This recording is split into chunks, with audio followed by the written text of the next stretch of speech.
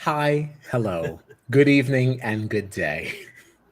You have to say both because we don't know who we're talking to. Um, we got a lot to talk about, right? I know. This is another crazy week.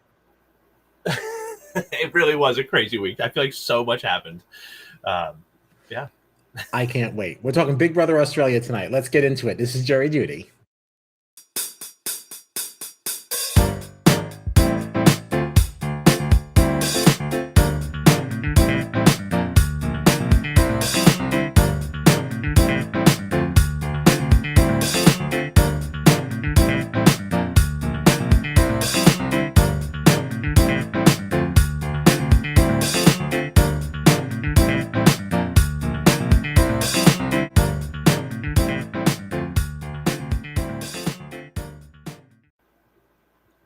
All right, I am Kyle Petty. Well, he's told me way too late. I am Kyle Petty, and I am joined by John Dunphy. And this is Jury Duty, your new favorite Big Brother podcast. Do you still see Sonia on the screen? I do. I still see Sonia. Why? Is she gone now? Oh, now she's gone. She's gone now. I wonder if that. I wonder how that all came out like to everybody else. Oh well. Anyway, you can. If you saw Sonia that entire time, you're welcome. Yes, she's an Australian queen. Yeah, you're welcome. You're welcome. That's no punishment. You can find us in the socials at BB Jury Duty and on our website, bjuryduty.com. We just fucking love Big Brother. All right, so we are chatting Big Brother Australia. Episode 17 through 19. We never say that. I don't even know why I said that. So anyway. That's so stupid.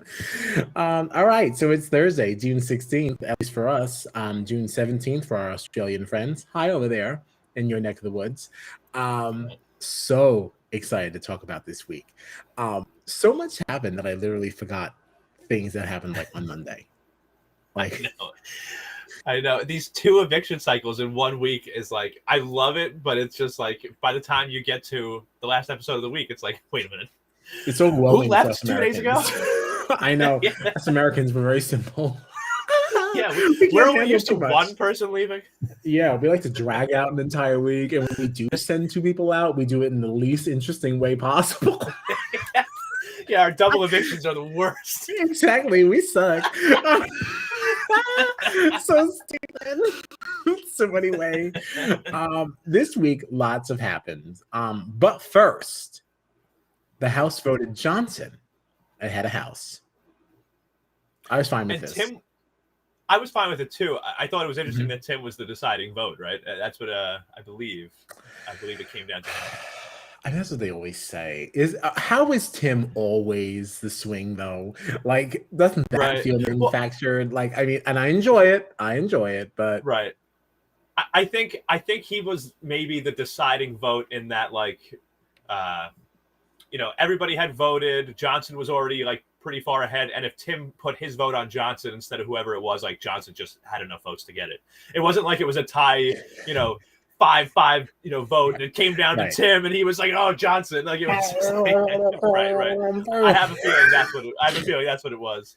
But the way they presented it was like, "Oh, Tim has the deciding vote," and I think that was the whole thing too with Estelle, or I forget who it was. One of the OGs being like, feeling like Tim betrayed them, again, or whatever. But yeah, I don't know. I really like Johnson ahead. I like Johnson just in general. Like, I know, me too.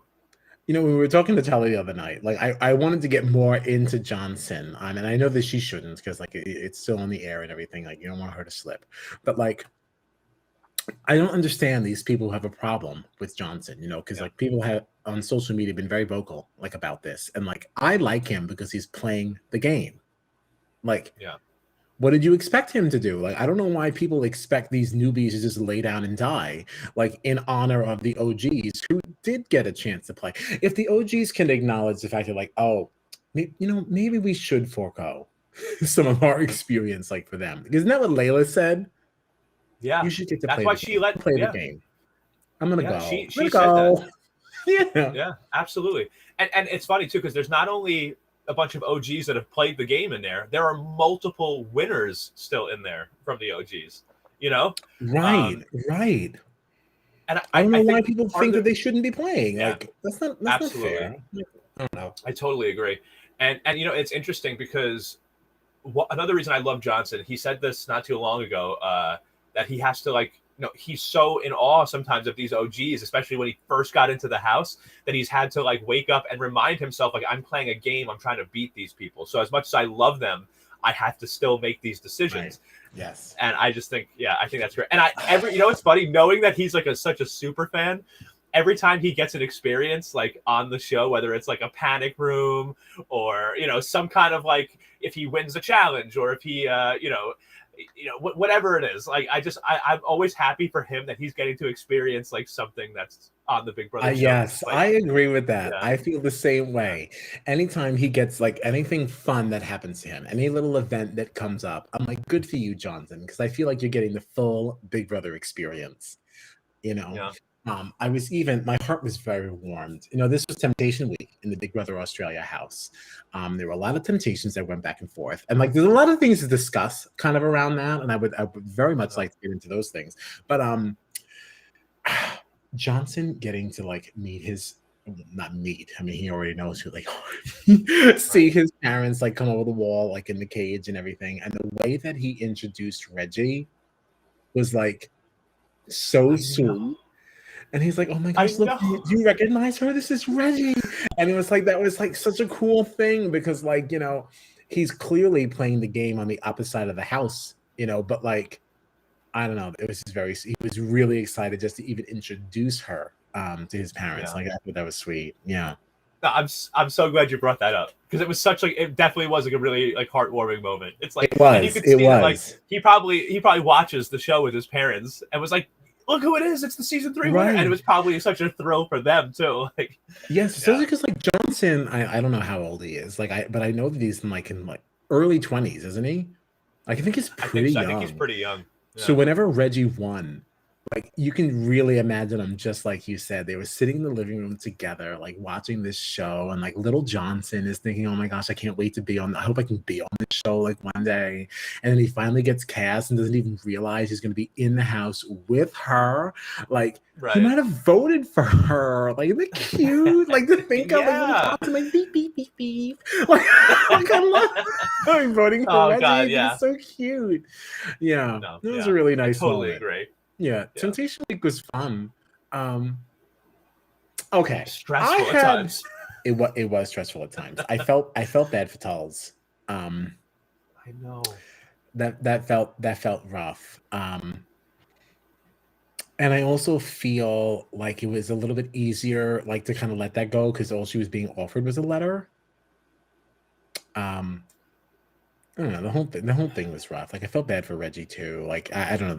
They kind of got the short end of the stick with their silly letters. Like, of course you can say no. Like it's easier to say Right. no to a written piece of paper than like your parents literally like coming into the Yeah. yard. Like Or your partner, like in Tim's case, you know, right, like right. literally being flown into the yard. Like, Can you imagine how do you telling think your that? parents like, no, I'm sorry, I'm hungry. Like, never mind. Like, I'm Right, sending you right. away. Like, yeah, Yeah, it's so there was no crazy. way. There was absolutely no way that Johnson was going to turn that down, especially when you saw Mm-mm. like there was that one. Was it a second chance challenge? When he was calling out all the names of like his nieces and nephews, I think, saying like this one is for my nephew, whoever, and like he like was getting himself through the competition by like thinking of his family, and I'm like, there's no way he's going to turn down this chance to Oh, like actually go out and be able to speak to his parents in person. I remember what you're talking about. That woman like navigating like the balls or something through the thing. It had like this ball is for Yeah, so and so. This ball, yes. I was sitting here yeah. thinking like you remember things way better than me, but okay, no, I'm back on board. I remember that. So Can I ask you? Gabby, ooh, I'm sorry. I'm sorry. no, Just that's because we were fine. talking about the messages from home, I am Mhm. curious. How do you think they decided that? Because like we saw a little snippet. Remember when the hackers came in? There was like a very small snippet of like because we were talking about Tully, like her boyfriend had like left a message that got cut off, and she didn't get to see the rest of it. Like it happened to a few of them. Like Drew, the same thing happened to Drew. The same thing happened to a couple other people. And then like they kept saying like, oh, delete files, and all the videos were gone. But like, how do you think they decided? All right, these four. I think it was like Tully and Gabby and a couple other people. Like they were the ones that were offered letters, and then you were offered like videos, and then you were offered like actually seeing someone in person. And it's like, how do you think it was like a random draw? No. I think Big Brother Australia is a little more planned than that. I think everything's intentional. Yeah. Yeah, So I do clearly- believe there's a certain level of manipulation that goes on with this game, but I don't object to it because I'm an international Big Brother fan now, and I can appreciate how each one is done. This one was good TV. You put people in positions where like you knew this is how it was going to go, like right, and it very much feels like a social experiment to me when you do it that way. Like I'm testing you. Yeah, it's interesting. The focus is different. I just thought it was interesting that like that group, like Tully and Gabby and them, like they only got offered letters, but we saw a little snippet of like a video for Tully in an earlier episode. So clearly, like there are video messages for probably all of them. You know what I mean? There's letters probably for all of them, but like why did certain using groups it only get offered a letter? And they're using it to break you. Yeah. Oh God! Wow. Very interesting. It is interesting. But Gabby got some flack on the socials for being, very hasty and switching the lever over. Wait, are we getting ahead? Right. When did this even happen? Was that Tuesday? We're rushing. I'm also like screwing up. I'm also totally messing up the groups because for some reason I thought Tully and Gabby were the same group, and they're definitely not. You're right. Yeah, no, you did stuff that. You stuffed that one up. I did. Like, you stuffed it up. But like I wasn't gonna say anything. I was gonna let it ride and just bring up Gabby. You should have just called me an idiot.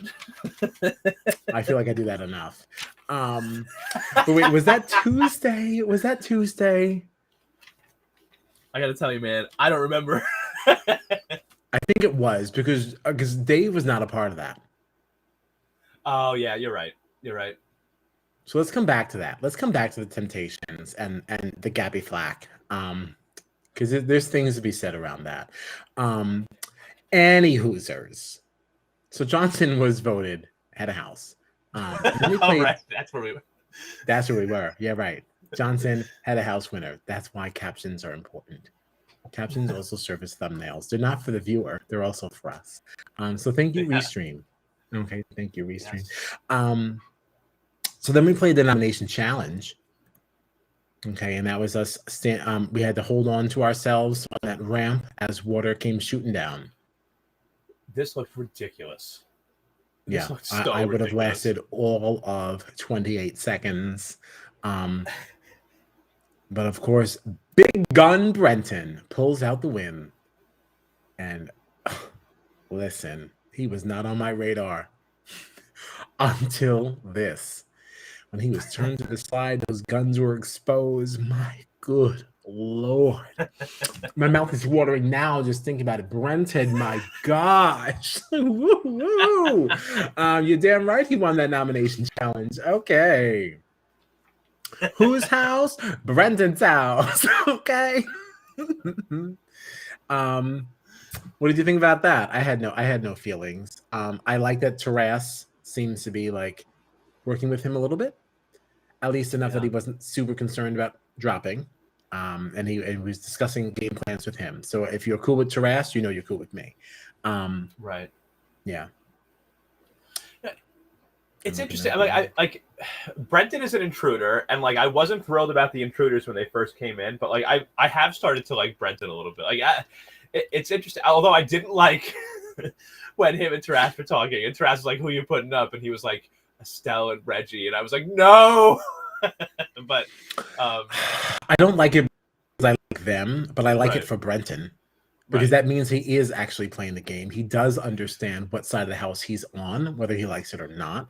And he's not afraid to like make a move where, again, there's that thing in this house where like no one wants to make a move against Reggie. No one wants to make a move against Tully. And like, listen, I love them. Like we all know I love Tully, but like, as a you want to newbie, win. yes, slash and right. These are people that have to go, like, because this is not decided by a jury. This is Australia. These people have a following already. You don't want to be sitting next to them at the end. Right. What do you think about Brent? So like, the intruders haven't been in there for that long. Like they've been there for a bit now, but like compared to everybody else, they're still pretty new into the house. I feel like that's the way it feels anyway. And I just Brendan's been playing this strategy the whole time of like, oh, I'm dumb. I don't know what's going on. I have no strategy and this and that. And it just seemed like interesting to me that like, all right, you win the challenge, which is great, but then to put the 3 people up that he did seems like you've been playing. It just feels like you've been playing us this whole time. Like, I almost feel like he shouldn't have done that right off the bat. Maybe put up like 2 of your targets and then like 1 out there that's like, because like Tim, we saw like, did we say who Brenton put up yet? I don't even remember. We didn't. Would you like to? Yeah. So he put up Estelle, Dave, and Reggie, right? 3 OGs, and like right away you had Tim being like, "That's a low blow. Like I will ruin you. Like I'm coming for you. Like, you know what I mean?" I'm like, maybe put up like, I don't want to see Estelle or Reggie, but maybe put up like Estelle, JC, and Reggie, something like that. You know what I mean? Like just to make it a little more. I feel like that's a very bold move for somebody who's been playing dumb this whole time. I don't disagree, but I also wonder, the numbers are starting to get slim. And we already saw from when Dave tried that, and it did not work. All right, that's how we lost Trev. Yeah. Is that really something that Brendan should be doing at this stage?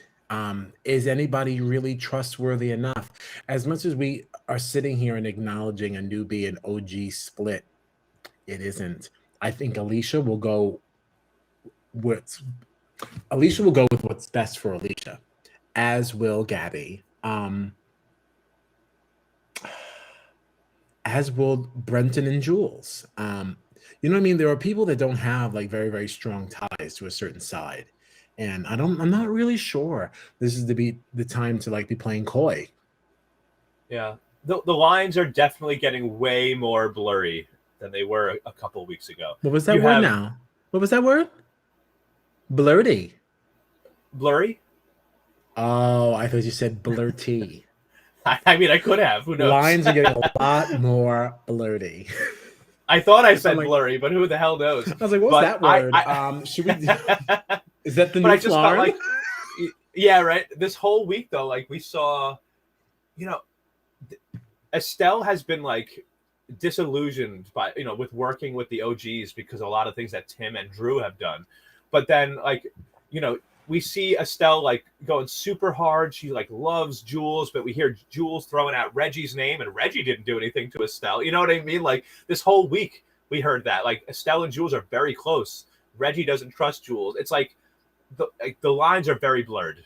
Like there's it doesn't feel like they might be, the OGs might hang out with the OGs more because they just know each other more. The newbies hang out with each other more because they know each other more. But like, it doesn't feel like there's really 2 sides of the house anymore. It feels like everybody is way more intertwined now. Yeah, to me. I would agree. I would agree with that.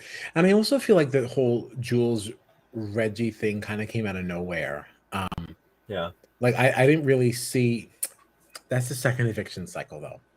I know. Sorry. I mean, I'm gonna have to apologize. It all happened in the same week. But yeah. Dave left. I hated this.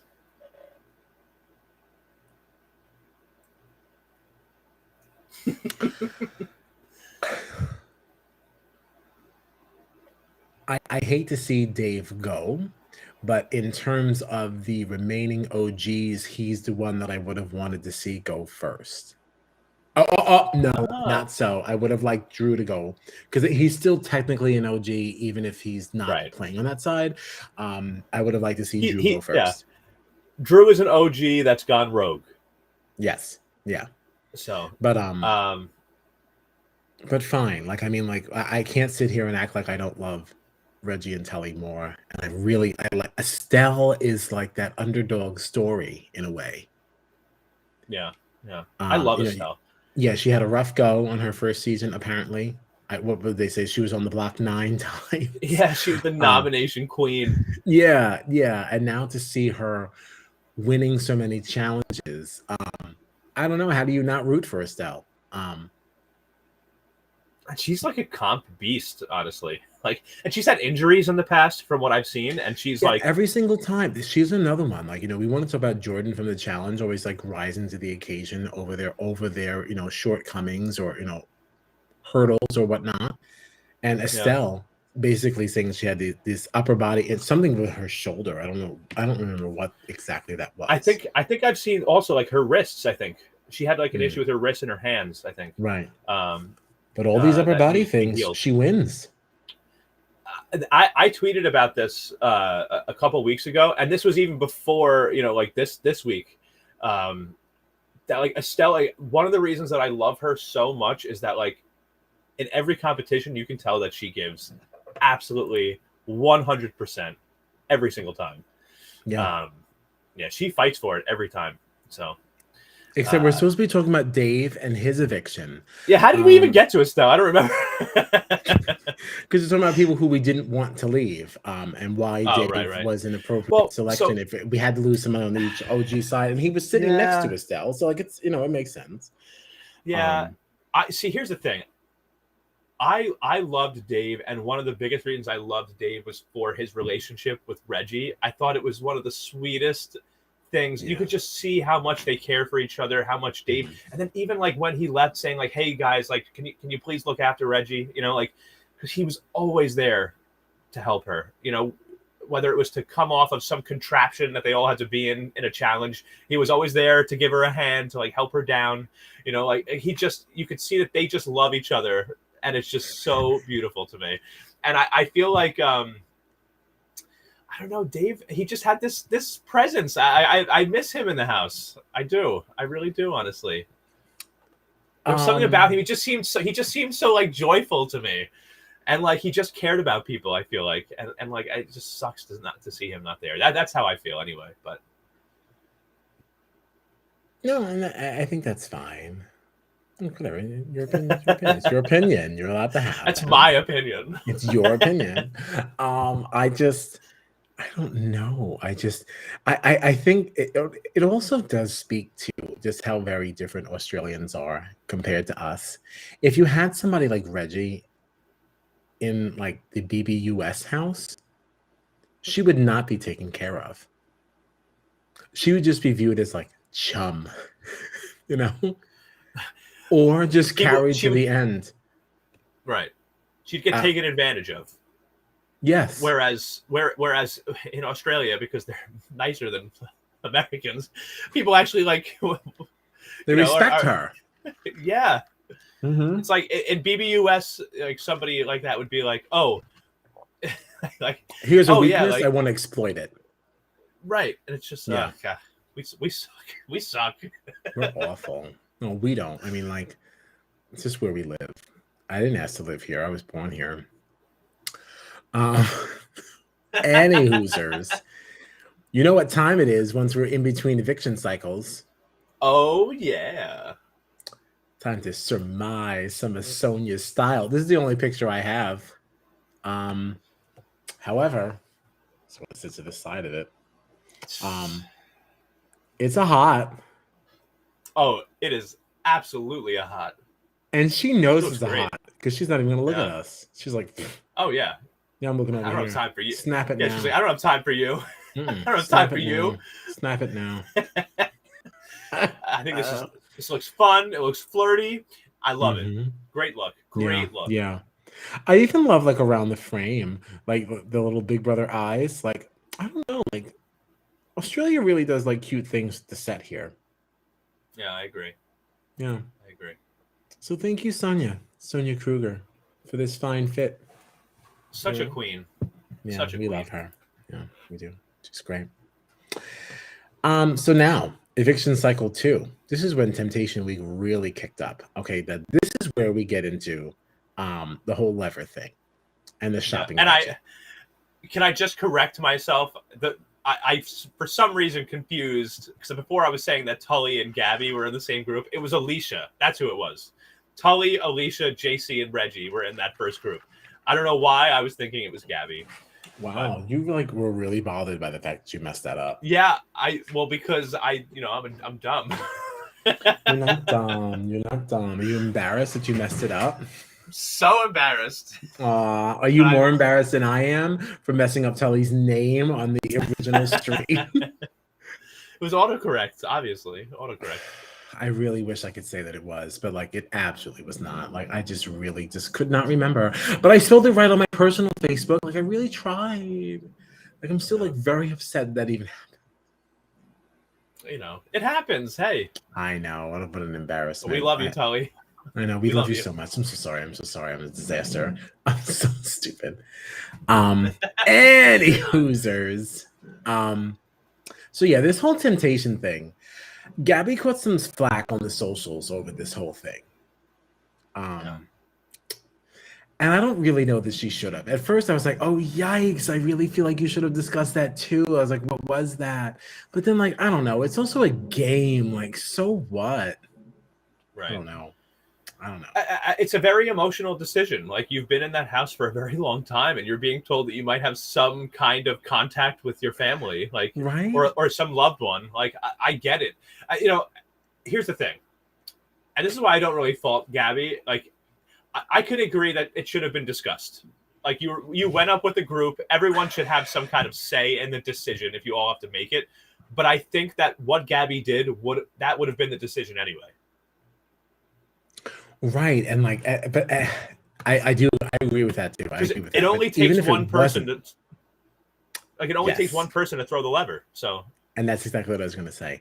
Even if that wasn't everyone else's decision, if she already knows she's not going to be yielding on this, we don't need to stand here and like kibitz back and forth, back and forth, back and forth. Yeah. I'm doing this. I'm going to see my family, like whatever. Like, right. I either do it right away or I wait for all of you to say no, and then I'm going to do it anyway. So right, and then what's worse? What's worse? If I listen to all of your reasoning as to why, listen, so hasn't eaten. They're so hungry. Like, what are you supposed to do? Like, I don't know. Yeah. No, sorry. I mean, if I already know that I'm going to do this, I don't need to have the conversation because it's only going to make me feel worse doing it anyway. Yeah. Honestly, the only person that I actually have an issue with in this whole thing is Drew. Yeah, I do agree with that. Like, are you kidding me, dude? Really? You met this girl a couple of weeks ago. She's been gone for like a few days. Like, come on, man. People turn down like letters from home for the good of the house. And how do you think they decided? Like, because you had a group of 4, you had a group of 5, and then you have these random people that get to go up and make a decision on their own. You know, Drew and like Johnson, Tim. You know, like, why did they get to make a decision alone while everybody else had to be in a group? Like, how did they decide that? Yeah, I wonder. I feel like the Drew thing was certainly alone because of the Sam thing. That just makes it interesting. There is a part of me that believes that Drew only said yes to save face for when this aired. I could totally see that, actually. Yeah, because it didn't look like he really gave a shit. Like, being honest, like, I don't know. Like, it didn't really look like his heart was in any of that, you know? No, I completely agree with you. And I actually think that when he first got up there, he was like, oh, yeah, I'm going to go house budget. Like, when he first got up there, I feel like he was like, mind made up house budget. And then he was like, oh, wait a minute. Yeah, I feel like that's part of why he smiled the way that he did, because he was just like, I have to take the video. Right. I don't need the video, but I have to take the video because she's going to watch this. Like, I don't know. Like, the way that he smiled, it was just like, I don't know. This something really doesn't feel genuine here. Yeah, I totally agree. Totally agree. Yeah, unfortunately. Any hoosers. So that's Temptation Week, right? That really was all of it. The Gabby Well, thing. there was Which, there was the panic room with Jules and Tully, and they were tempted. Remember this? well, yeah, So Johnson. I thought we would get to that later. But yes, Well, that's part of Temptation Week, is what I'm it is. saying. It is. No, you're not wrong. You're not wrong. I just wanted to make sure you understood that I didn't forget it. I had a plan for it.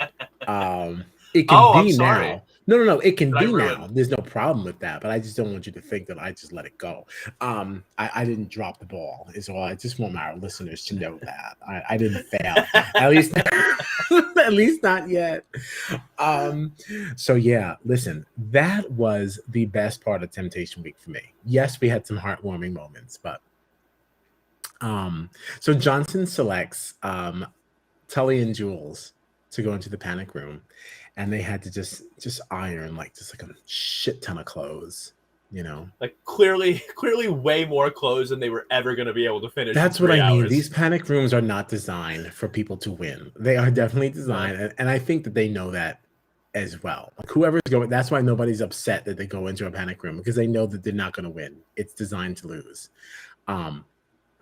But it wouldn't have mattered because of what went on inside there.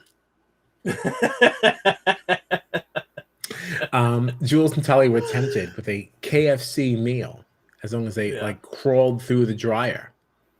And upon hearing this, Jules was out. Outies 5,000. All right. Tully was like, we should Tully was like, we should discuss this. Jules is already halfway through the washing machine. She's crawling through. She already had two hands on the other side, and Tully's like, she's already reaching. Yeah, Jules is already reaching for the fork. She has already dipped the chicken tender in honey mustard. It was so good, and the way that it was edited, because I'm sure it didn't happen as fast as it looked, was just like, we have to discuss this, and immediately she's crawling through as if she didn't really give it any thought either. Like it just was edited very, very good. Well, you know what? Good for Tully though. Good for Tully. And I tweeted about this. Good for both of them. Like, I would have left too. Absolutely good for both of them. But I think that Jules got a video from home. Tully was one of the few in the house to make the decision to not get a message from home for the good of the house.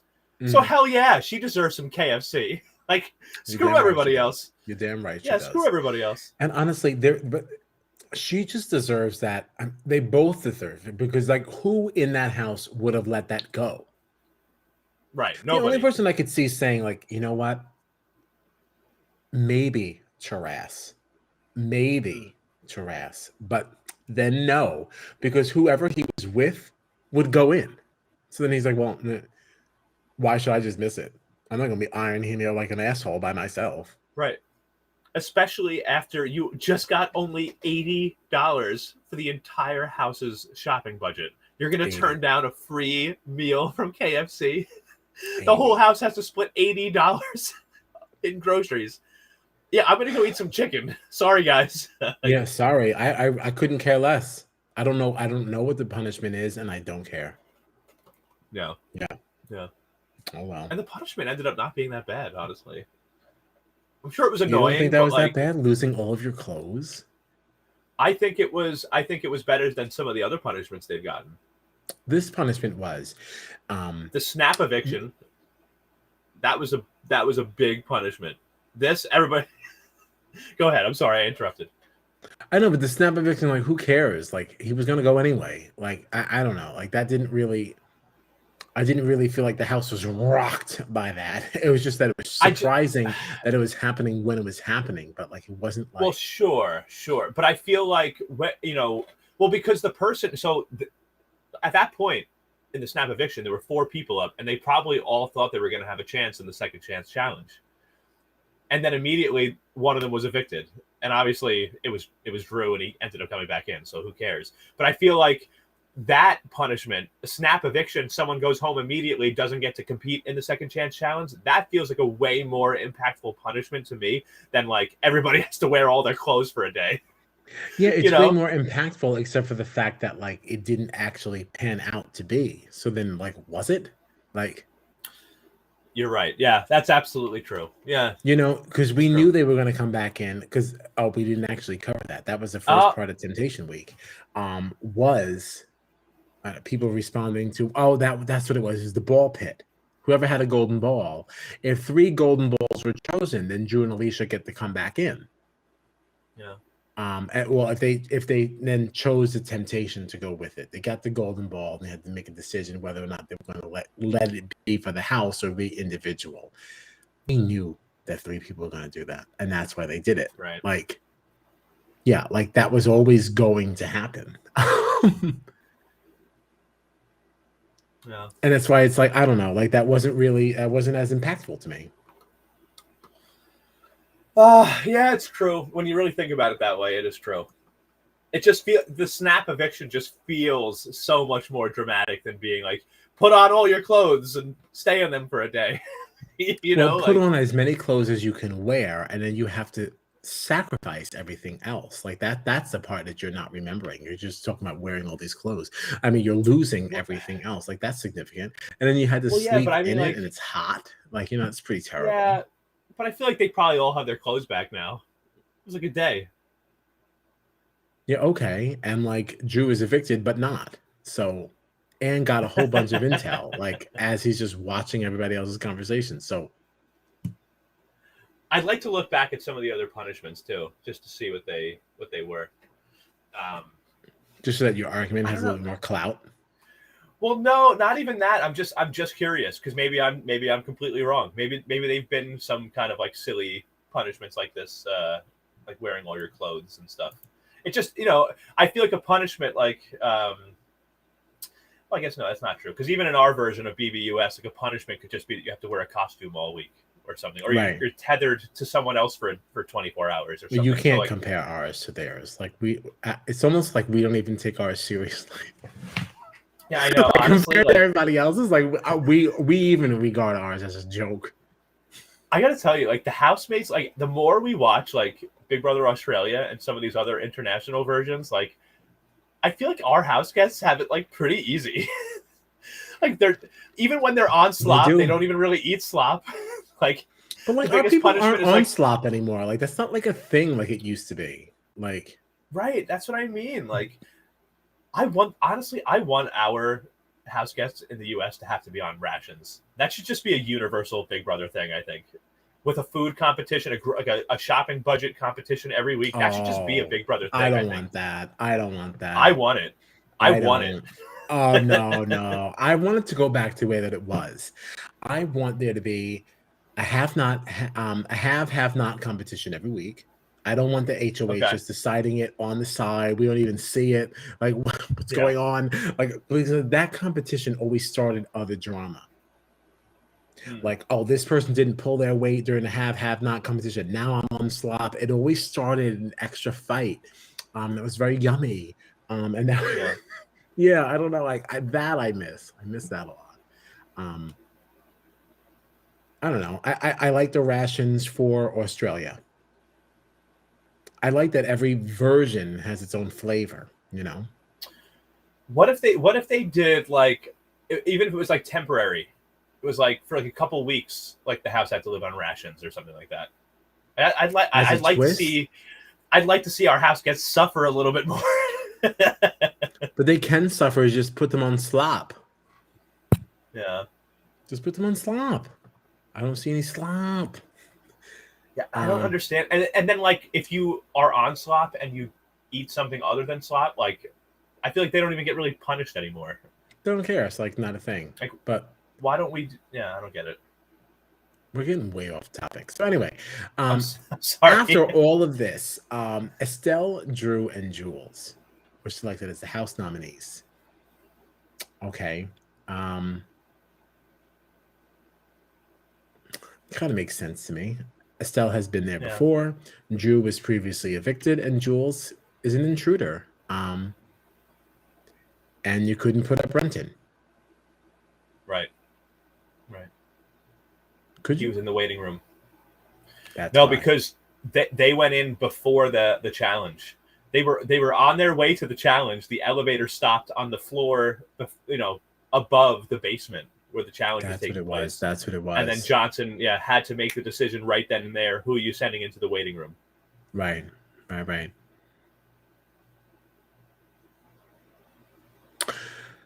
Wait a minute. We didn't have an immunity challenge this week. Did we? I thought did JC? I think JC and Taras won something. They had to maneuver that ball through the zigzagging. Yes, JC and Taras won the immunity challenge, and they were safe from eviction. Also, that's what it was. I knew there was Johnson a caption missing. There was a caption missing, and that's what it was. JC and Taras won, and that left them off, and that is what created the situation with Brenton and Tim now being ineligible for nomination. Right. Yes, including Johnson, and that is kind of what got us here. And it was on our way to the. It was on our way to that. It was on our way to the immunity challenge that we lost them. That's what that was. Yeah. That wasn't the second chance challenge. That's how I remembered it. That's what I mean. There's too many things happening. So on our way to the immunity challenge is when now Johnson had to select 2 people to go into the waiting room. Yep. And those 2 people were Tim and Brenton. Mm-hmm. Mm-hmm. Mm-hmm. And at that point, I think everybody just thought that this was whoever goes into the waiting room, they just have to sit out of the challenge. And then when the challenge is over, they're good. Like they're out. They just have a disadvantage that they don't get to compete. Mm-hmm. Little did we know they were going to be in there for days. Actually days. That would have actually driven me nuts. Yeah. I think I would have rather the chickens. Maybe. Yeah. Can you imagine 48 hours and you don't even know it's been 48 hours? Like you're just in there. And right. they clearly gave them some of the clothes to wear too while they were there. Right. Yeah. I think it was so funny. Like there was a point where they were talking like, must be almost time for bed. Yeah, it's probably like dinner time. And then Big Brother was like, we'll be delivering your breakfast soon. Good morning. It's like, oh my God. I also wondered that was just the way they edited it too. Like, is that really how that went? Because you have to imagine they were getting 3 meals. Like they were not like starving them in there. Like Right. Yeah. So I loved watching the evolution of like Brenton and Tim's relationship. Do you think it's all real? Here's the thing. Tim was clearly coming for Brenton, but I feel like Brenton was like really, really annoyed by Tim and like just wanted Tim out. Brenton did not like Tim when they went in there. What I thought was interesting is that out of the 2 of them, Brenton was the one that he could not stop saying Brentim. He couldn't stop saying it. And I was like, he like actually loves Tim now.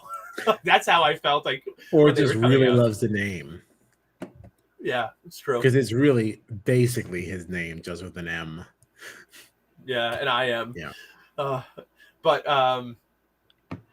I don't know. Even that whole thing, I love that moment where like Brenton was like, I know everything about Tim. His name is Timothy Philip Dormer.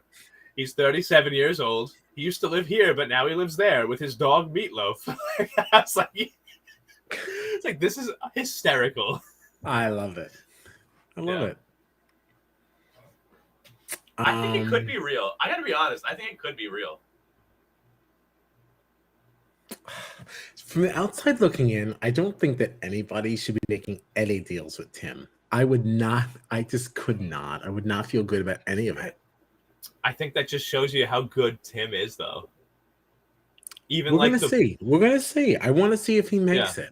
Because if people start comparing notes, his whole game is gonna blow up. Yeah. Because he's starting to make all these little side deals with people. Oh, I got you, and eventually it's going to be put to the fire. True. So I honestly want I kind of want Tim to make it like very far though, because he's won a season. We know. I think he did very well in the Canadian season. I don't. He did. I I don't know where know. he finished, but I don't want to tell you because I've been Well, I spoiled. think I. Okay, well, I've been spoiled also. Oh. I didn't want to say anything for you, but he came It's in been third, years right? ago. He finished third. Yeah. Yeah. So I almost want him to be at least in the top 3 again, because I feel like No. here's the. You I don't want that? I don't. Oh man, I kind of want it it. depends on who gets there, because the problem is like somebody like Tim who gets to the final 3. Australia ends with a final 3. It's not a final 2 here. So Yeah. if we're voting on a final 3, I don't want Tim to win. And the only reason I don't want Tim to win is because I just want a newbie to get it. And I'm not passionate on what? Do you want Johnson? Do you want Johnson to get it? If I had to Of pick all the today, newbies.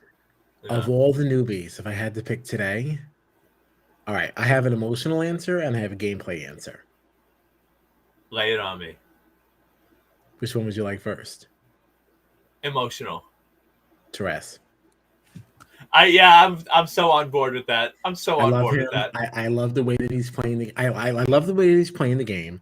I do think there's one person who's playing just a little better than him. But with all due respect, I love you so much. But I do think there's one person who's playing like. But again, that's only because we only get to see what 4 hours a week, roughly. It's like an hour and change each episode. I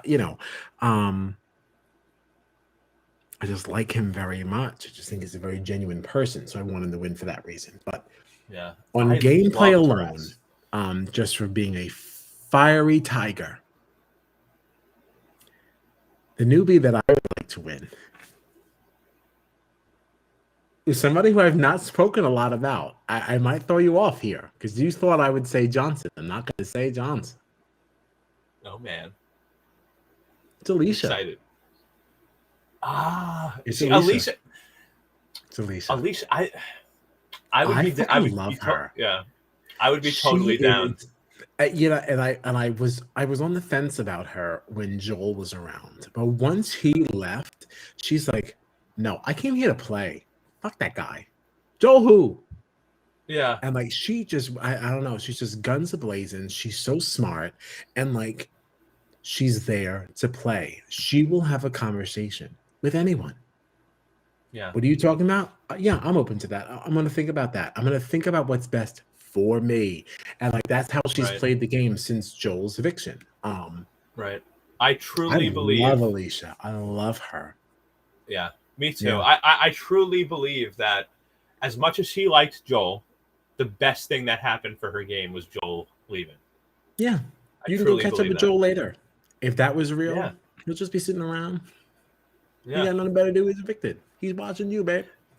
So, and and I think the reason that we like Alicia as much as we do is because Joel is gone. It's like it's allowed her to like really like spread her wings and like make some big moves. And like absolutely, I love when like people are scrambling and like even if she's not even up, like she is strategizing, she's campaigning for this person or that person. Yeah, she is like she's probably scrambling harder than anyone else, even if she's not up, because she's like she knows like she knows the outcome that she wants and she just goes for it. And she is very smart about it. How do you not respect that? Yeah.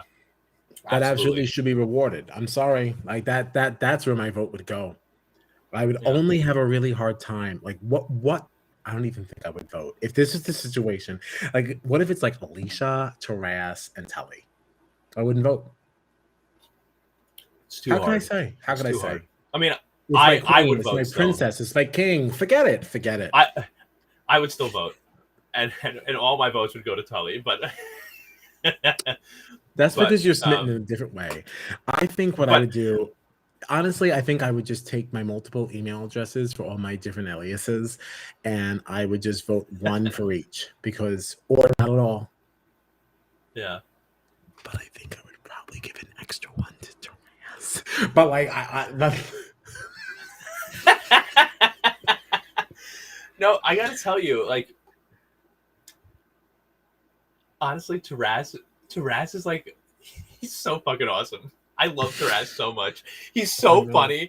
We were talking about it the other night too. Like that whole thing with him, like waking up, everybody in the house is waking up, and he's just opening the closet door.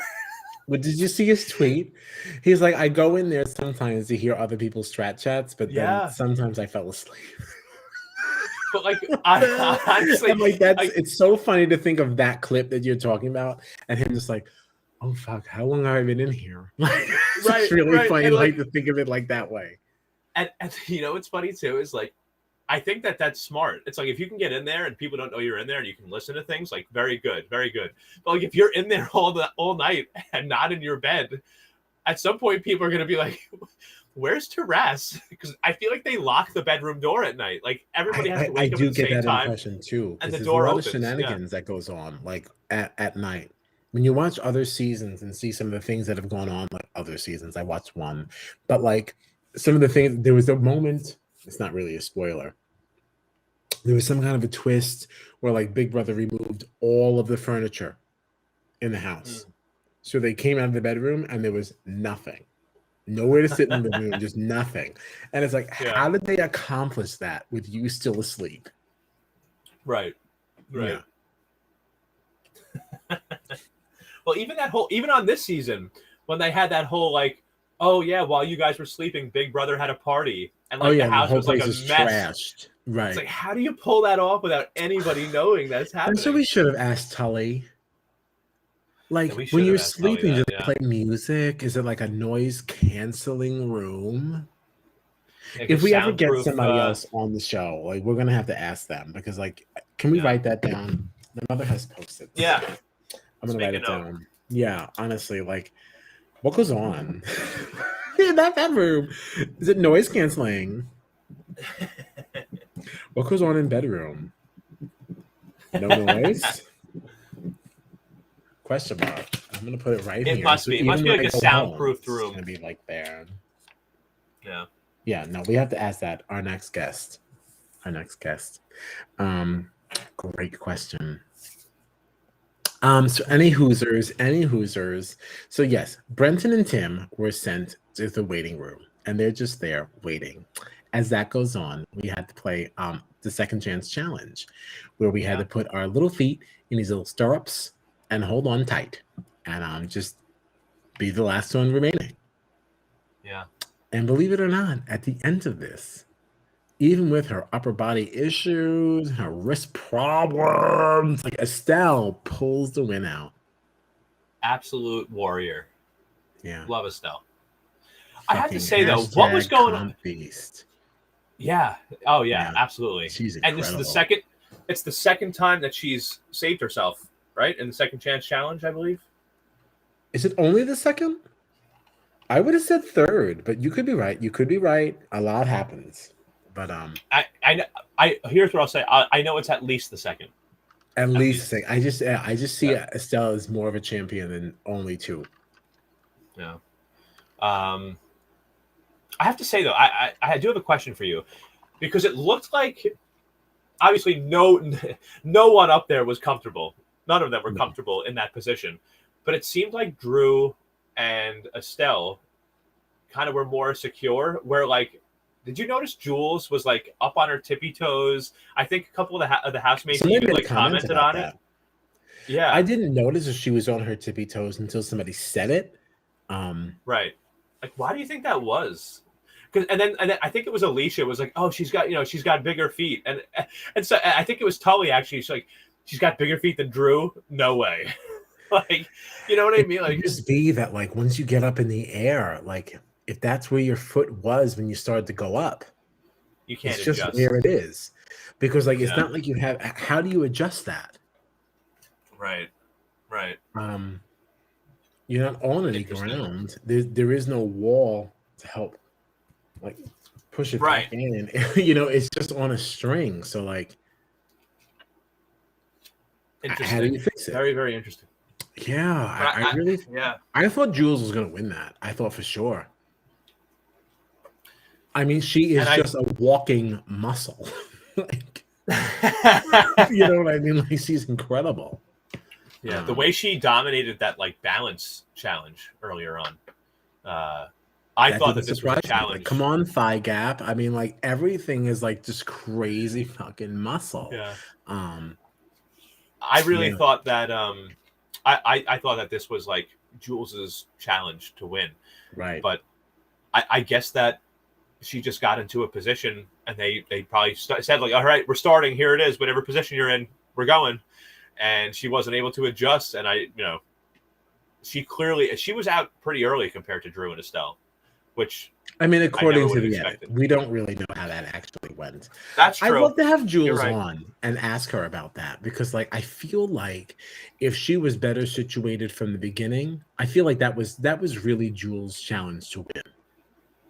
Yeah, I agree. That was hers to win. I agree. Because there is no question in my mind that she is just so physically capable. Yeah. I don't want to flat out say that she's like, more physically able than the other two because like what do we know about any of them? But from the outside looking in, if I feel like Jules should have just won that. Or at least done better than last. Yeah. Yeah. So if she had gotten herself into a more secure, like comfortable position, I think that absolutely would have come down to Estelle and Jules and would have been like a real nail biter. Because Drew even made a comment. He was like, any competition that involves me having to hold up my own body weight, like I'm at a disadvantage. mm-hmm. Like, so but Jules was out as far as we saw in the edit. I felt like Jules was out pretty quick. Yeah, I feel like maybe she just had like a rough start. Yeah. She had a rough start. So what happened past that? So Estelle wins. That leaves Drew and Jules. We've got Tim and Brenton just sitting in the waiting room, just sitting and waiting and waiting and waiting. Then once everybody now heads to the eviction room, we are now, well, we're educated on why Brenton and Tim are just sitting in this waiting room. They are now presented with a decision. Yeah. 2 buttons to hit: rewind and forward.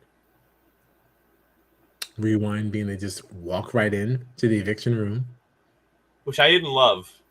I didn't love that that's what rewind meant. What would you want it to be? So when I first saw the 2 buttons come out and I saw either go forward or rewind, my initial thought was let's either rewind to there was a couple of thoughts. So rewind, I thought could have been, let's rewind to before the second chance challenge. Now they have to compete again. But I also thought, right.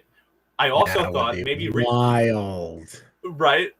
I also thought that maybe Estelle would have lost her shit. Right. Can you imagine? I think that would have been right. Because I feel like if you're rewinding, like that means you have to go back in time, not just like just go back into the house. You want to do Survivor. You want that hourglass smattering.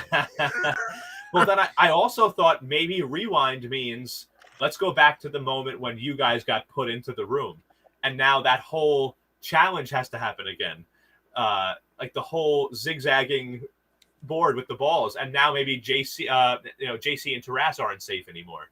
You know what I mean? Like now you have to go back to that moment, and that's what like rewind. When I first heard rewind, I was thinking something like that, like that.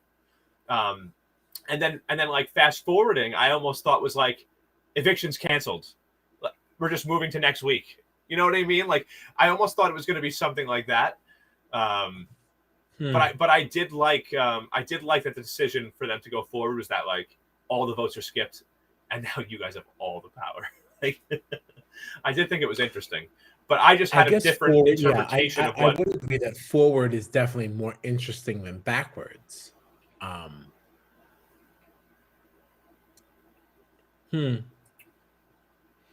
Yeah, I guess I would have imagined. I was thinking something similar. I didn't think they would ever go back as far as like to reverse the results of the second chance challenge. I didn't think that would happen. It would have been interesting if it did. Well, Well, I didn't 'cause I feel expect it. like I didn't know what to expect from this, in all honesty. I right. really didn't know. I couldn't tell you what season. I couldn't tell you who was involved, but I even feel like on a season of BBUS, we've had that sort of thing before, where it was like, and I don't even remember how it was, exactly framed, but I feel like we've had something where it was like, okay, we get to replay this whole week. Whoever's nominated, we're going back in time. I feel like we've had that before in a BBUS. I could be completely wrong, but I feel like something like that has happened before. And that's why when I saw Rewind, I was like, wow, maybe they're going to replay the whole Second Chance Challenge again or something. Maybe not quite that. What you're describing is giving me I don't remember if it was BB10 or BB11, but it's giving me Shima vibes. Remember when Shima was HOH and it did not go right and she got really mad?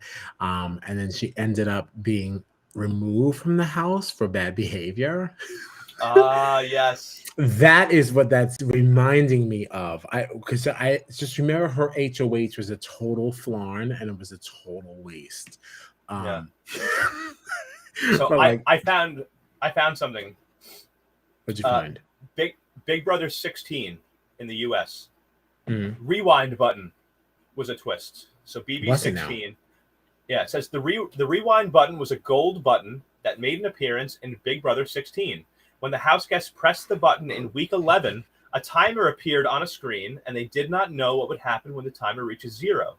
During that week's eviction, the timer reached 0, and the eviction was stopped, and the entire week was rewound, reverting the game to its state from the beginning of the week. I don't know why I don't remember that at all. Yeah, BB16.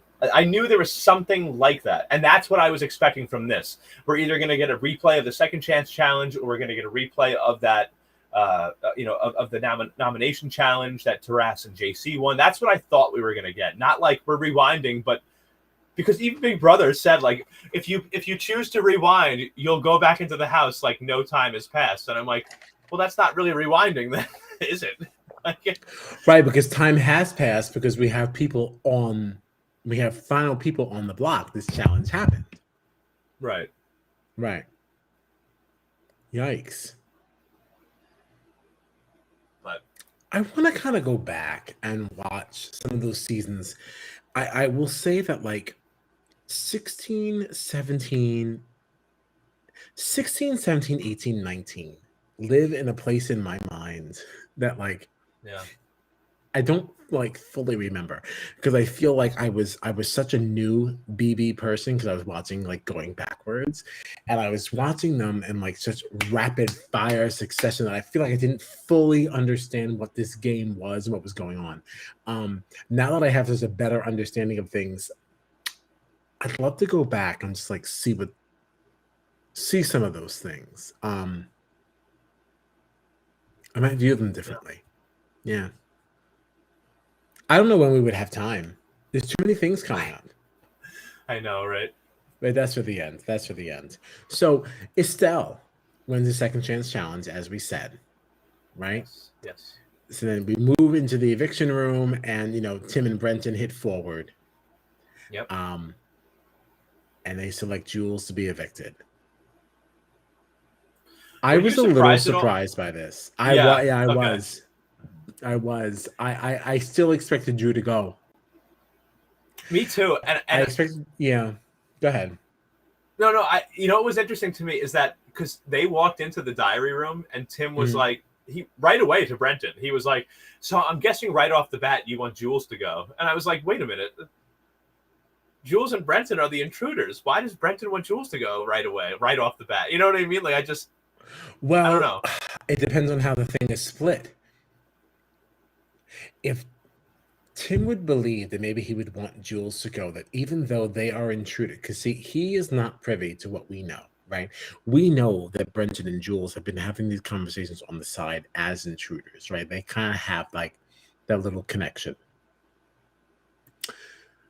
But up until this random rift with Reggie, Jules has been voting on the side of the OGs, where Brenton has kind of been on the side of the newbies. So Yeah. I don't think it's so far fetched for Tim to believe that Jules would be more on the side of the OGs, hence wanting Drew to go. Yeah. Yeah. And you know what's interesting about that too was that like when Jules knew that she was in trouble, she actually made a comment being like, "Oh yeah, I'm gonna talk to the newbies and tell them that like I've never lied to you and I've never steered you wrong and this and that." And I'm like, Mhm. "You've been working with the OGs the whole time. What do you mean?" She has. She has. I don't know. I didn't want to see Jules go this week. I didn't either. Yeah, I really wanted Drew to go.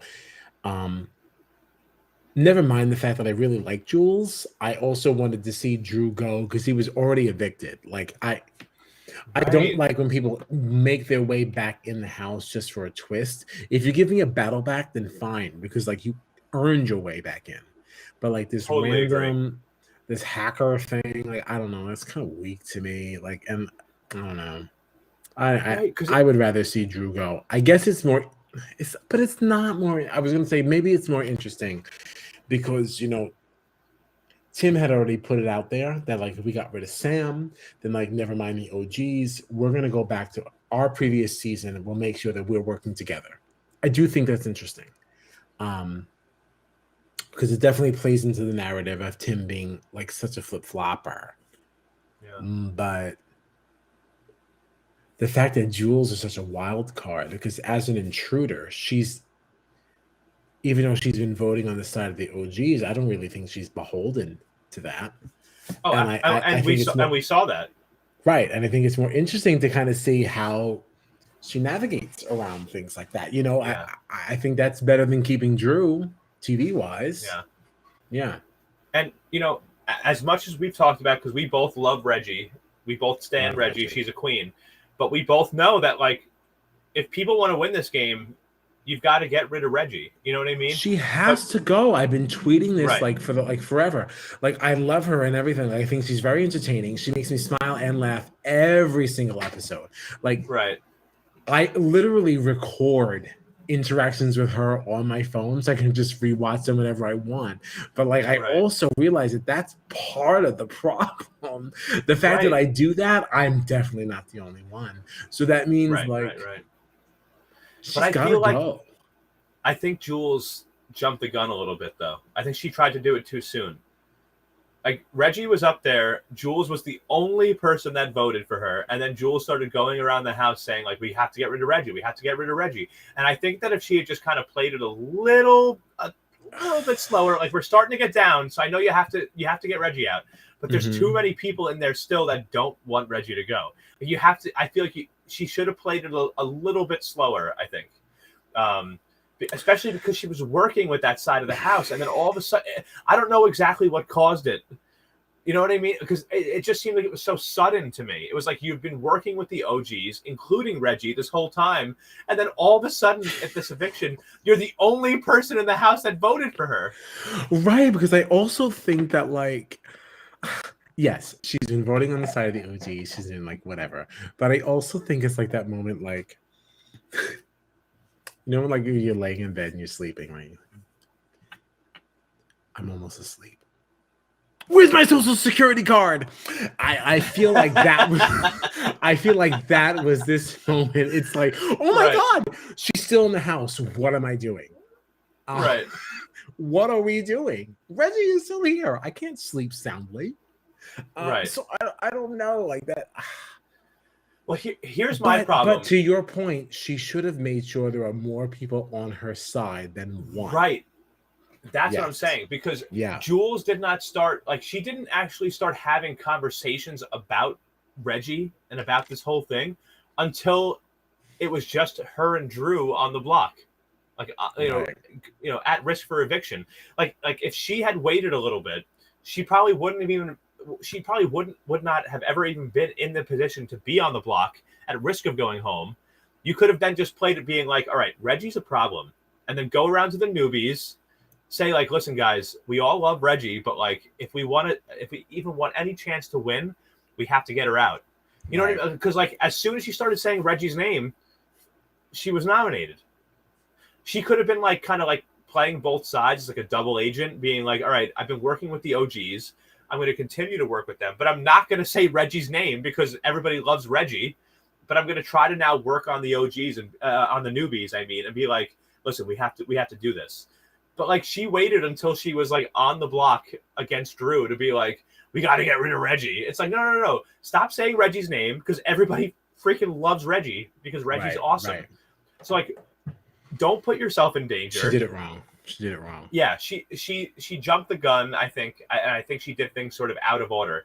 It's like, keep working with the OGs. You know what I mean? Like you should have just like stayed working with the OGs. Everything with Jules is out of order, though. I mean, she came in late. Yeah. I mean, she had a rough go. Yeah. I felt like it was such like a dramatic like flip of the switch for her. You've been voting and working with the OGs the whole time.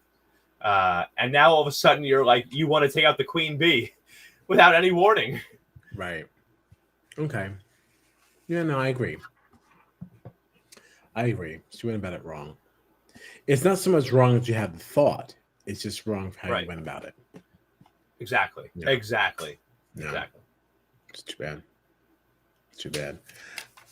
She was somebody who I thought as she was walking out, she was going to get a little something.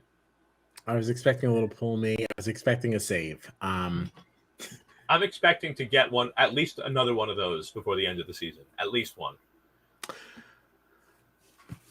While I want another one, I do. I want another one. I really need this season to wrap up before BB24. Well, it's too much. Well, do they do? So obviously, 2 people are leaving every week anyway. But like, do you think we're gonna get like a double eviction at any point, where like in the same night, 2 people, like maybe we'll have one person leave in the beginning, the first eviction cycle, but then like 2 people will leave on the second eviction, cycle? Because I feel like I could see that happening. It could. Yeah. I don't know what to expect. Which I feel like will help to wrap things up quicker. I just feel like I'm starting to get nervous. I'm looking at how many weeks are left. I'm like, like, what are we gonna do? Because we're starting on the 6th. We have 3 weeks. 3 weeks. We have 3 weeks, and we still have 11 or 12. So 11 or 12. Let's say, and if we lost 2 a week, we'll be down to 6. That's not enough. Interesting. We might have some overlap. Interesting. I always thought that these versions of Big Brother timed themselves out together. Yeah, right. Let me see. Maybe Australia is like, whatever. Our Big Brother is different and it's better, so fuck off. Right? So BB24 is going to start, and you and I are going to keep going, and like, we'll still have to be saying goodbye to Gina. Let me see here. Let's not waste any more time of everybody else's, though. So Jules left. That's what we know. We can figure out what we're looking for as far as the weeks ahead. Who's leaving and when we think the finale will be. But do we have anything left for this week? Because we're already clocking at 1 hour and 13. Yeah, I guess my thoughts at the end of this week. I'm very interested to see where the Bren Tim duo goes. I want to see if they're actually going to work together or not. I don't think they will. You don't Do you think they so? will? No, I don't know, because well, see, here's the thing though. Here's the reason that I think they might is because while Tim was very pissed at Brenton for putting up 3 OGs, Brenton is close, I think, with Drew. They both seem to be close with Drew, and I could see there being something there. I'll say that. So what if the final 3 ended up being Brenton, Tim, and Drew? What would you do? I really hope it doesn't. I really hope it doesn't end up being 3. What if it was? 3 dudes. What if it was? I'd probably vote for Tim, honestly, if it was those three. I don't want to vote for Drew. Brenton's he's an intruder, so I'd probably vote for Tim if it was the three of them up there.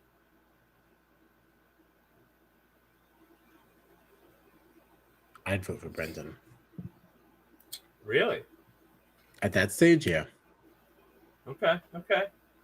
Of course, Tim made it to the end. He's a proven winner. Drew, fuck him. Brenton, like, you come in as an intruder where your back is already against the wall, no alliances. The alliances that are formed are already solid. You make it to final three, you have my vote. Yeah. Like, how could I not? How can you deny that gameplay? They've said an intruder has never won, right? That's what they've said. By the way, would make it my personal mission. If that was the final three, I'd make it my personal mission to make sure Brenton won. Yeah. There's 11 people left in there, by the way. All right. Yeah, that sounds about right. Yeah, I'd be on all the social medias just like for Tiffany Mitchell. I would be promoting Brenton. I'm not as passionate now, even though I was that passionate with Tiffany. Right. He's still new. He hasn't wowed me in that way. But if we get to that point and he's still there against two OGs, yeah, no, I have to vote for him. What's your dream top three? Your dream top three?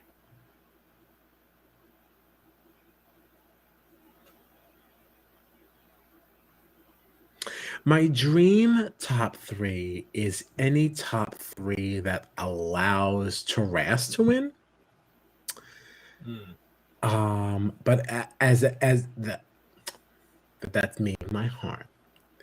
From a game perspective, I think it'd be very fun.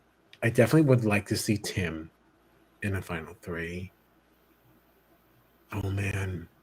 Oh my gosh, there's so many different variations of that though that could be very good, because I think there's so many people that deserve to be at the end. Like, Tim does deserve to be at the end. Alicia deserves to be at the end. Johnson deserves to be at the end. Taras deserves to be at the end. And I think Tully deserves to be there too. Tully deserves to be the end. And I would also say that JC deserves to be at the end. We haven't seen a lot of JC, but like, what we have seen is him winning comps when he needs to. Right. And the fact that we haven't seen him, I almost think that does speak to his game, because we're only putting in like these moments of drama. And the fact that we haven't seen a lot of him means he's not causing drama, which means he's not in danger. So there's something to be said for that. Absolutely. But I also wouldn't be mad to see like a Gabby in the final, because like, again, she's another person who maybe she doesn't quite have the same like fire that I'm seeing like from Alicia, but from the beginning, she made decisions that were beneficial to her game.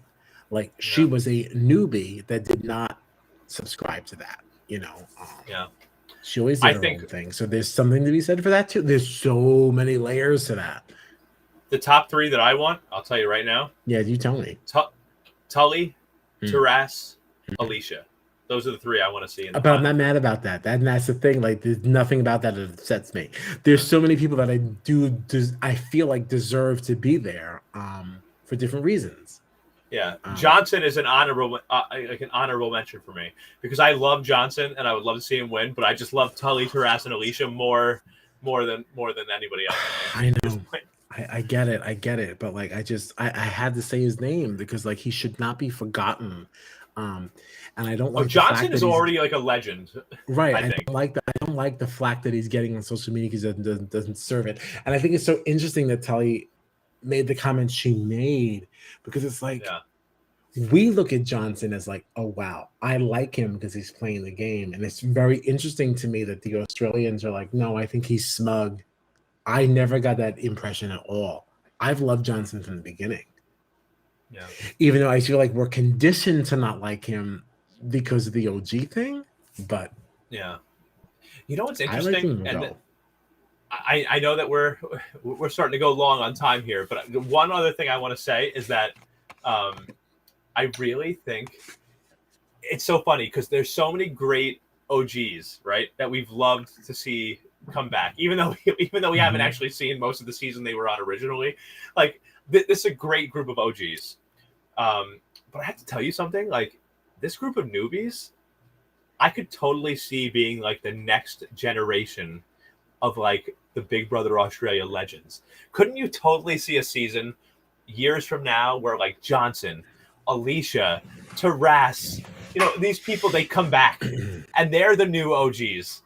You know what I mean? Like, right. And I think even to Tully's point, like the other night, I think I'd be so interested to see how their game would have been different if they were in a house with all newbies. yes, I think that they would have played differently because like you don't have that same level. Like, oh, I'm a little starstruck because I might have voted for something. We had a good chuckle about that before, but it's like, can you imagine how your game would be affected if you were playing with like Rachel Riley or Janelle? Yeah. My game would be severely affected. I think that I would sacrifice some of my game for Janelle. Right. Because I can't believe I'm playing with her. Exactly. It's Yeah. like, I'm lucky enough to play with this person. Like I have to do everything I can to help them. Like that's how I would feel. I want them to love me because I love them in like such a weird like way. I don't know you, but I feel like I do. Yeah, it's interesting. So interesting. Well, that's it. I'm excited about this next week. I'm excited about everything Big Brother Australia. I'm excited about everything Big Brother. This was a crazy week. Yeah, we lost some big players, Dave and Jules, this week, and like I feel like the drama is just going to continue to increase. We're losing players, but it's getting more and more crazy in there. Like it's that's what I'm saying. This is that part. I feel like this stage, we don't have a jury in the Big Brother Australia world, but this is like that pre-merge area. This is that like in Survivor, it's like okay, here we go. Yeah. Like this is that pre-jury moment where like the game changes. Some of those alliance walls come down, and things start to get even more interesting. Especially when you consider how like this cast in particular, this BBAU cast is so like lovable to me. Like just I'm just gonna read out the names of who's left. All right, you tell me. Read them to me. Alicia, Brenton, Drew, Estelle. Well, no. Gabby. Stop. I was getting wrapped up. I was getting wrapped up. Not Drew. Can I make this like bitchy? Can I make this a bitchy game? Can we be bitchy? Yes, do it. I want you to read the names, and I'm going to tell you.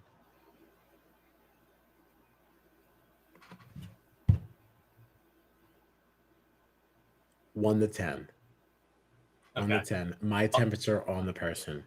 And this is based on personal feelings. It is emotional, and it's gameplay. Okay. Go. Alicia. Number 1. Alicia.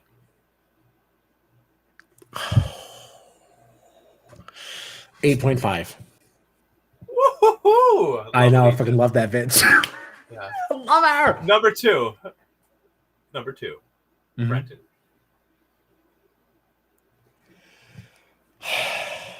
All right. Going into this week, 2.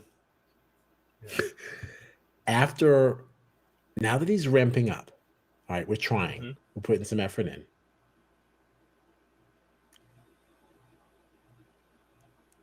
7. Woohoo! Yeah, right. I'm really intrigued. Wait. What was the overall question? What was the question now? How intrigued we are by this person? How excited we are? Or just what we feel in general? I want to make sure I'm answering correctly here. Let's frame it as who are we most intrigued by? Okay. That's how I'm voting. Still 8.5 for Elisa, 7 for Brenton. Whatever this list is that you have, in whatever order this is. This is just who's still left in the house in alphabetical order. Can you send it to me? Yeah, I'll take a screenshot of it. It's just I want you to be able to do the same in the same order. That's all I want. So whatever your list is, I just want the same list, so I can read it back. That's all.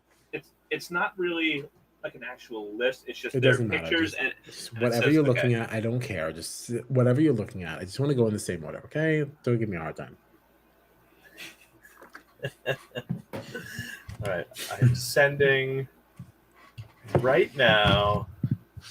Okay, It's 11:56. so I know, right? It's just the pictures of the housemates. The people on the bottom half are all evicted. Oh crap! I just realized, and I didn't even see this until now. There's a spoiler in here. What do you mean? There's a spoiler. Don't pay attention to it. Oh, I don't care about that spoiler.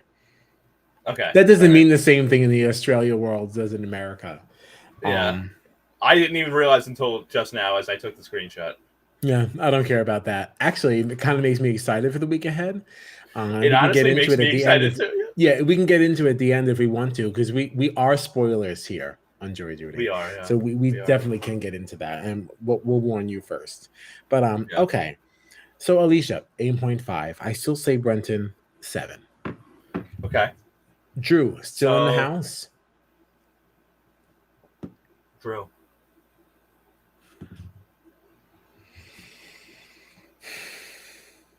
I would put on 7 too, but not because I'm so intrigued by him. I'm intrigued by how others will use him and kind of put them into their game. Yeah. Like, I'm not a huge fan of Drew, but like I'm not. No, I'm not. He's a compelling person to have in there because it's like what's going to happen with Drew, you know, like exactly. He's interesting. But I'm not. You know what? Instead of just going down the list twice, why don't you just say we'll just both give where we are? So Alicia, what do you say about Alicia? I would give Alicia around the same rating, like probably like an 8 or an 8.5. Okay. Yeah. Brenton, like you, I've become much more intrigued by. I don't know if I would say you said 7 for him, right? I did say 7 because of the Brenton. Yeah, I might give him even like an 8. Whoa, you're very intrigued, Mr. Brenton. Yes, very intrigued to see where this plays out is going. Yeah, okay, very intrigued. Sure. Okay, I'm here for Drew, I got to be honest, Drew. I don't think I would even give him a number. I think I would just give him. Can you make that buzzer noise that you like to make? Yeah, that's what I would give Drew. Really, for Drew, and tell me why? Because I still think he's interesting. Because you don't know where he's gonna go. Like, there's so much interest from Tim. Like, there's a lot. I'm tired of Drew. Tired of him. Get out of here, man. Also, but like, I also think there could be a Drew, like a Drew-sance, in that, like, I could see Talia and Estelle rallying behind a Drew because, like, depending on who's left at whatever stage, like, Drew might be just what you have left, and Drew is always going to do what's best for Drew. And if other people are good for Drew, then I don't know. I'm just here's the thing. Here's the thing for me with Drew. Tell me. They made this huge deal about Tully coming into the house earlier on, this love triangle that's going to happen. And if you saw like the next on after this last week's episode, the last week, the last episode of the week, they're doing this again. It's like, oh, the love story between Drew and Tully, and I'm like, all right, stop, enough. You know what I mean? Like, get out of here. Like, this is what we were doing weeks ago when Tully was being introduced into the house, and Drew had met Sam, and it's like, oh, the love triangle, and it's like now it's like, and Tully never oh, cared. The love story. It's like 9 years later. It's like, all right, enough. Is this all that Drew is being kept around for? Is for this thing with Tully? Like, come on. Because you're really trying to force this narrative that no one cares about. Yeah. I'm tired. Like, we don't care about it. Tully certainly doesn't care about it. Do you think that's part of why Tully was only offered a letter during that temptation thing and not an actual video? And that's why Drew was offered the video with Sam, to try and still continue to force that narrative? It certainly could be, yeah. Yeah. But it's just annoying. It's interesting, but it's like, I'm so over it. Let's Yeah, move on I'm to a over it different too. phase of the game. So yeah, I won't even give Drew a number. It's I just give that's him not fair. That's not Drew's fault. That's not Drew's fault. That's production's fault. So you're faulting I him for guess you're things that right. is not really in his control. He doesn't have control of the narrative and what the edit looks like. He Yeah, didn't I cause suppose you're that. right. He was just a man that was in a relationship with a girl a few years ago. Yeah. All right. I suppose you're right. I'm just over it. But I'm over all it right. too. I just don't know that he deserved it. Yeah. No, That's you're right. all. You're right. Yeah, You're right. You're right. yeah. It may not be 100% his fault, but the situation is what it is. Like, I mean, I don't know what to tell you. Like, you're on a TV show. That's the edit. Yeah. All right. Estelle.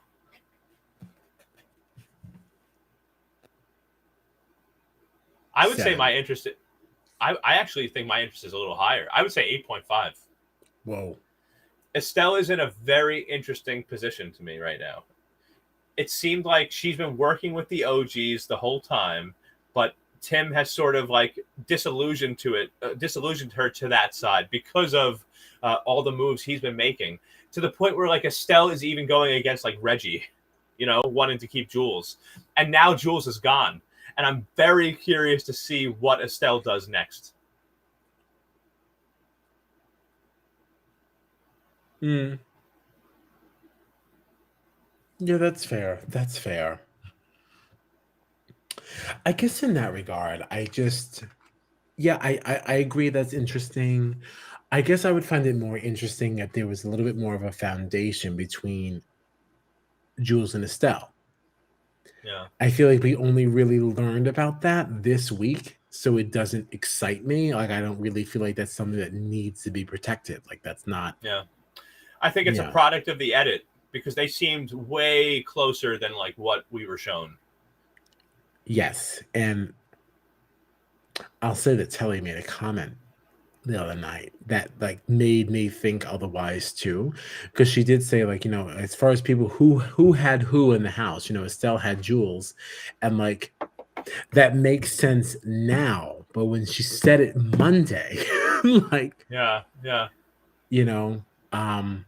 it was like, why did she say that?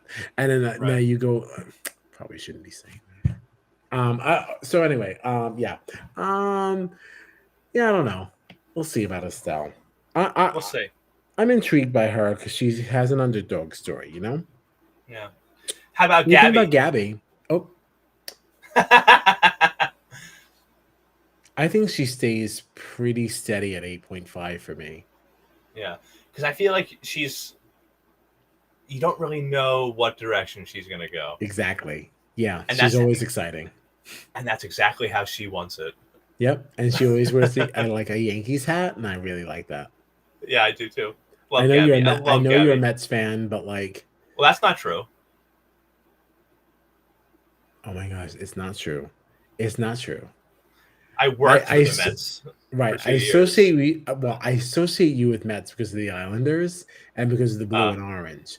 So when I think of blue and orange, I just think you. So like, I think Mets. I think Mets and Islanders. Well, I've worked for the Islanders, the Mets, and the Knicks, and they're all blue and orange. So I understand that.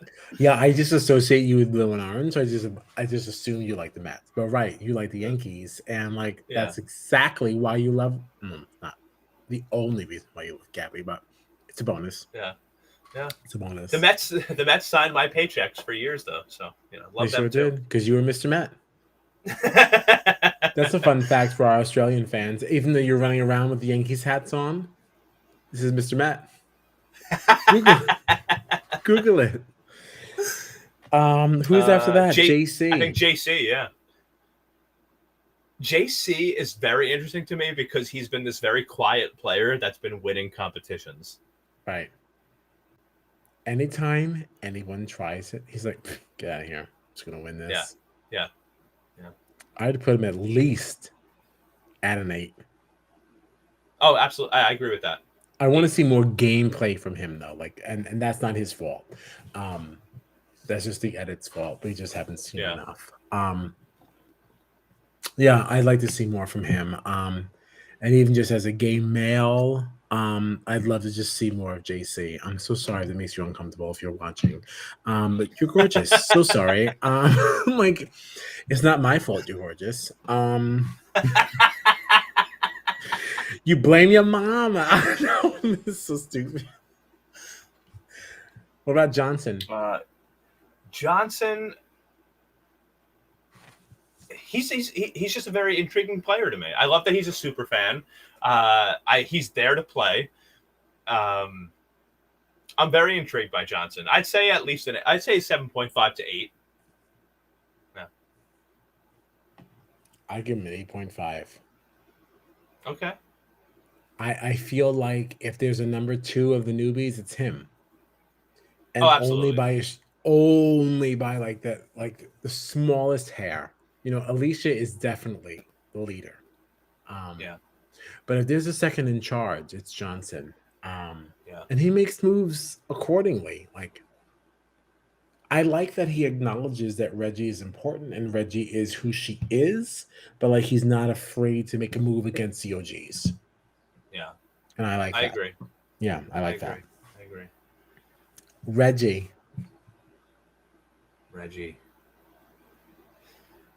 I think that see, I've always loved Reggie.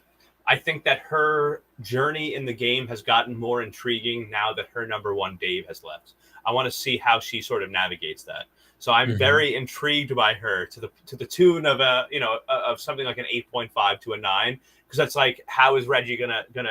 We saw her really struggling with the fact that Dave left, at the end of this week, and she's still very much loved in that house, and people are afraid to go after her, but like, that's a huge blow to her for Dave to leave, and I'm interested to see how she'll sort of manage that and navigate it throughout the rest of the season. I give her a 9. Okay. Yeah, I'm just very intrigued by her, and I agree with everything you said there. I just think she's very interesting, and I think how she's revered is interesting to me because there's a part of me that feels like she knows. Mm. She knows she's a big deal, and that's an interesting thing to watch because she doesn't flex like super hard, No. like she's not ruffling any feathers. Like she knows she is an impactful part of this experience of this game, but she's not like pissing people off. She's not running around here like peacocking all over the place like we've seen on other seasons and such. I don't know, I just think she's playing really well. I really like Reggie. I love Reggie. I love Reggie. I love her. I love all the funny moments we get from her, whether that was telling Johnson that his number 1 person was the person that Reggie was hearing was going to be because nominated. of that, we have to show it. Oh, of course. We have to show it. I didn't delete it. I didn't delete it from the thumbnails here. So like, let's just do it. One of the Bugger! It's really like never not funny. So good. I've heard JC's name. Yeah. Who's the closest person in here? Who do you trust the most? Probably JC. Yeah. It's just the edit of it is just it's just so good. That moment, so and then good. honestly, like I think my second favorite moment from Reggie was, this spaghetti's terrible.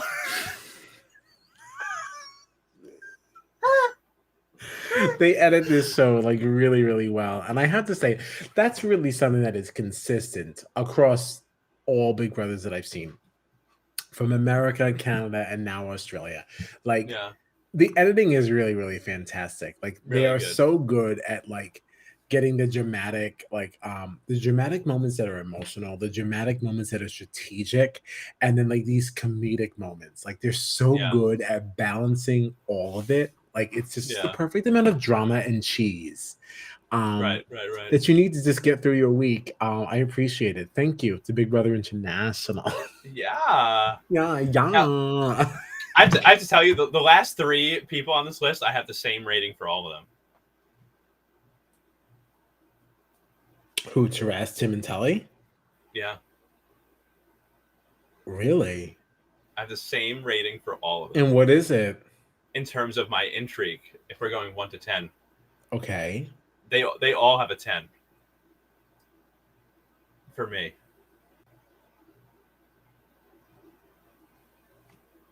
I'm super intrigued because I love Taras. I think he's like so weird and so funny, and he's got all these weird strategies, and he's playing sort of both sides. Very intrigued by Taras. Tim is a 10 out of 10 just because he's Tim Dormer, and like who the hell knows where he's gonna go? Like he's played with the OGs, he's played with the newbies, he's working with Drew, he's working with Brenton now out of nowhere. Like what the hell is he gonna do? And then Tully, just because she's a queen who came into the game on her own. Without anybody else, and she's managed to make it as far as she has. And these three, for me, are like the highest rated in intrigue for me personally.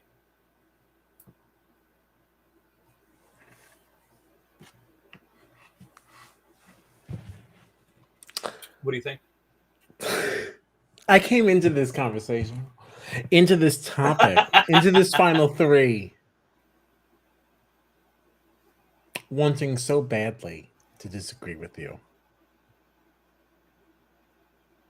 But I don't. Right. Yeah. I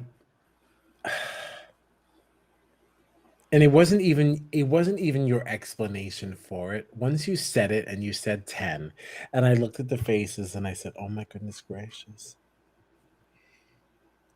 Yeah. I agree. I look at Taras and like emotionally I love that man. Mm-hmm. I love the man so much. Like just a really genuinely like sweet guy. I hope that like people get to meet him. I hope that we get to have him on here as well. We'll see, but we're gonna keep trying. But Taras, yeah, I really like him, and I just feel like he has a good understanding of what this game is, so he makes me very intrigued. He's so interesting. He's so Yeah, he's interesting. I very love interesting. Taras. Love him. I love I Taras. can't say that I've ever seen somebody play the middle the way that he's doing. Right, exactly. He's in the Right. middle, but like he doesn't necessarily feel like he's in the middle, but he is. He doesn't feel like he's in the middle, but he is because he feels like more of a newbie. But like, I have not once, and again, this is edited in a very different way than we're used to, but I have not once heard his name ever. Right. We've heard JC's name, we've heard Johnson's name, we've heard Alicia's name. No, Alicia was evicted. Yes, exactly. No one says Taras. No. Taras is wearing Tully's clothes. Exactly. And everyone just thinks he's just super cute. Right. Yeah. He's doing a great job. And it's going to be interesting to see how this goes as we continue down to the pointy end, right? But then you've got Tim, who just walks into the house with a certain level of intrigue, right? Because this is his third time playing the game, but like I don't know. Like he's such a flip flopper, and it's weird that people don't respect it, but they do. Yeah. People seem to be really, really annoyed with Tim's antics, but they all still want to work with him, which I think is like fascinating. You're all annoyed with him, but you all still work with him. What? Like even that moment in the waiting room where like Brenton went in there hating Tim, and then Tim at one point was like, "I'm great one-on-one," and Brenton was like, "Yeah, you really are." It's like if Tim can get somebody alone, Tim can win anyone over. So exactly, and I think that's a very interesting thing. And Tully, because of the way that she came into the game, like she was like always like slightly on the outs, but like not really, but completely. Like her entrance because of the relationships that she had with the prior house guests and like the people that she played this game with before. She was in such a unique like situation.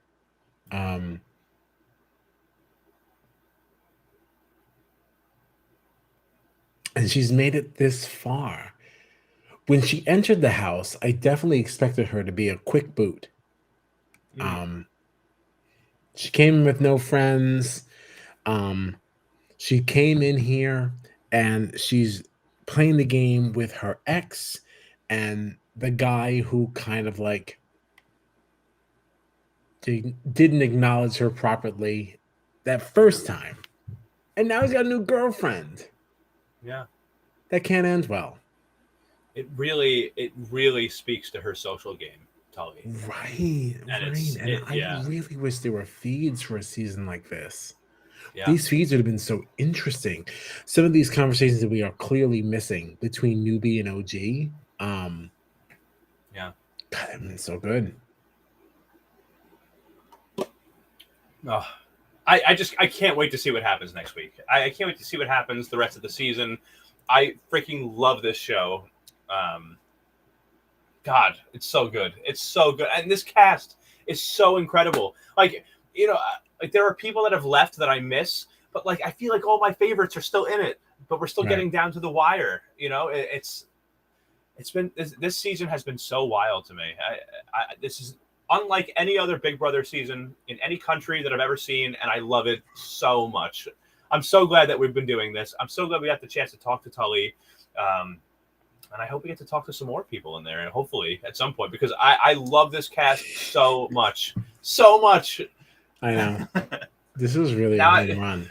Yeah, now I'm just gushing. I'm like, I love these people. We don't even know them. They live on the other side of the world, but this season of Big Brother has been incredible, and I've loved watching it with you and talking about it with you, and I can't wait to keep doing it until the very end. Yeah, this has really been such a gem. When we ended BB Can, I definitely did not think we were going to pick up another one. I was really looking forward to a break. But it was Valerie from BB Twitter. Yeah. Please find her. Sweet older woman. She just started tweeting about Big Brother Australia. I was like, excuse me? I'm like, that just started. And that's how we kind of got here. Thank goodness for BB Twitter.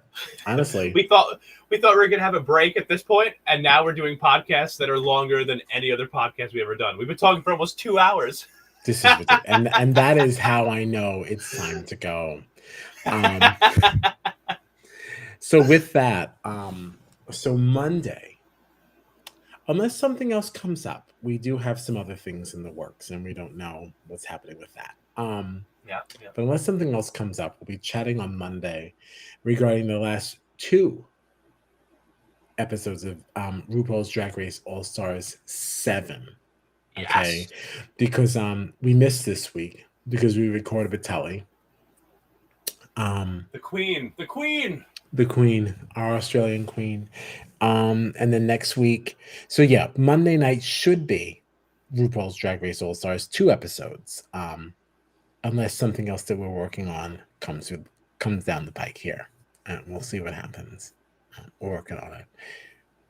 Working on something special. Anyway, either way, we will be back next week, Thursday, for the Challenge All Stars 3. That'll be at 9:30 p.m. And then, of course, at 10:30, we're back with BBAU. Do you have anything else? No, I think that's it. It. Yeah, tonight was fun. Thanks a lot. A lot of fun. Yeah, Those of you who watched live, thank you. This is Jury Duty. I'm Kyle Petty. This is John Dunphy. Once again, find us on the socials at BB Jury Duty or on our new site, which we're so excited to have, bbjuryduty.com, just for consistency's sake. And that's it. Thanks a lot for hanging out. We'll see you next week.